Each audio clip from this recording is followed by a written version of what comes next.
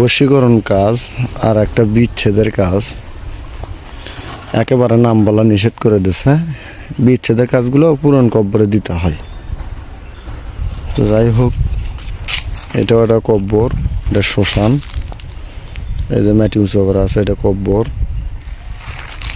আরও কিছু দেখায় আপনাদের হোক।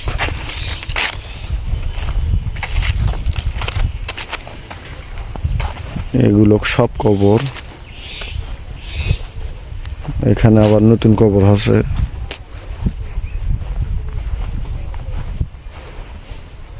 এই যে দেখেন, নতুন কবর। তো বিচ্ছেদের কাজগুলো পুরাতন কবরে দিতে হয়। তো আমরা এই যে খুঁটে গেড়ে থসে এই কবরে দিব। তো কাজগুলো একাই করব, একাই ভিডিও করব, যতটুকু পারবো এতটুকু দেখাবো। লাইনে থাকবেন। তো এটা নিয়ে যাচ্ছি একটা বিচ্ছেদের কাজের জন্য। এটা পুরান কবরে দিতে হয়, এটা বিচ্ছেদ করব। আর ছেলে বশীকরণ যেহেতু নাম বলা নিষেধ, ওই জন্য বোতলবন্দি করব। একেবারে নাম বলতে নিষেধ করে দিয়েছে, যার কারণে নামটা বলতেছি না। তো দুটো একই জায়গায় পুঁতে দেব। এই কাজগুলো অক্ষয় কাজ, মহাবশীকরণ কাজগুলো, এগুলো অক্ষয় কাজ। কাজগুলো আমি করলাম, অবশ্যই কাজের কোনো ফলাফল পাবেন। আর যদি কাজ হাতে লেগে কাজ যদি না করি, তাহলে ফলাফল কেমনি পাবেন? তো ওটা বোতলে তুললাম, মুখ আবার এটা ভালো করে আটকে দিলাম যাতে হাওয়া বাতাস না ঢোকে। তারপরে তারই উপর মুখও দিয়ে দিলাম, দিয়ে পুঁতে দেবো। তেতাবিশটা বিচ্ছেদের কাজে দেখেন, এটা কবর।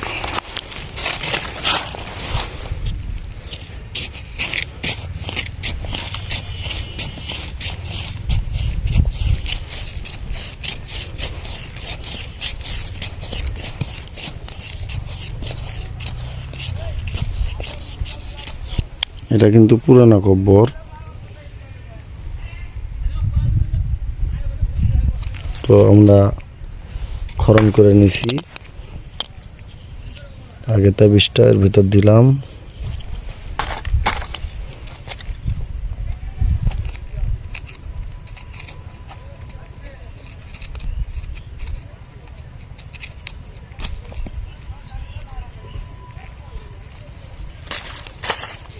তারপরে